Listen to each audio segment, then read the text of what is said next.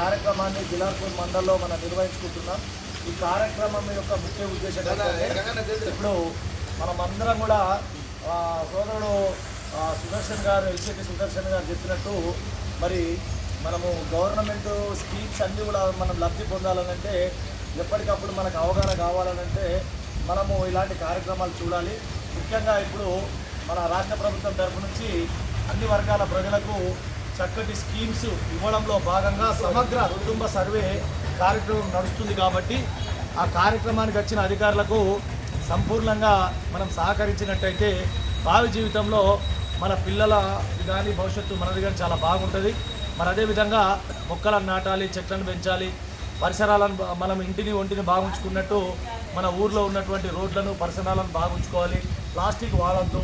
అదేవిధంగా మనమందరం కూడా ఒకటి గమనించాలి, మొక్కలు పెంచుకుంటే ఇంటికి, కుక్కలు పెంచుకుంటే ఇంటికి భద్రత, మొక్కలు పెంచుకుంటే సమాజానికి భద్రత.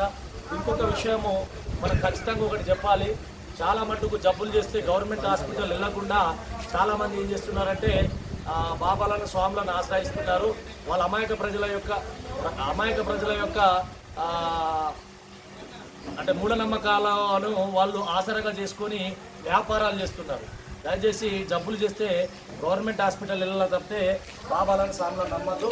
వీటి అన్నిటినీ కూడా మనము అవలంబించకపోతే ఇలా రంగుల జీవితాన్ని వాళ్ళు చీకటిమయం చేస్తారు ఇట్లా.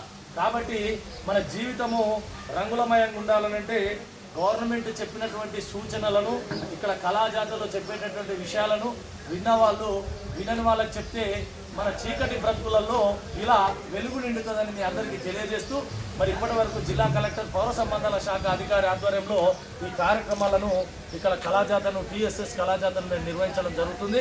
మరి ఇట్టి కార్యక్రమానికి మాకు సహకరించినటువంటి ప్రముఖులకు, పుర ప్రముఖులకు, అదేవిధంగా ఈ కార్యక్రమానికి ఇచ్చేసినటువంటి ఆల్ డిపార్ట్మెంట్స్ అధికారులకు, మేడంలకు, ముఖ్యంగా కార్యదర్శి గారికి మా ప్రత్యేక ధన్యవాదాలు తెలియజేసుకుంటూ మరి ఇక్కడ విన్న విషయాలు మీ కుటుంబ సభ్యులకు కానీ, మీ వీధి ప్రజలకు కానీ, అదేవిధంగా ఊరి ప్రజలకు కానీ చెప్పి మీరందరూ సంక్షేమంగా ఉండాలని, క్షేమంగా ఉండాలని గవర్నమెంట్ తలచి మా టీఎస్ఎస్ కళాకారులను రిక్రూట్మెంట్ చేసి ప్రతి మండల్లో పంపించడం జరిగింది.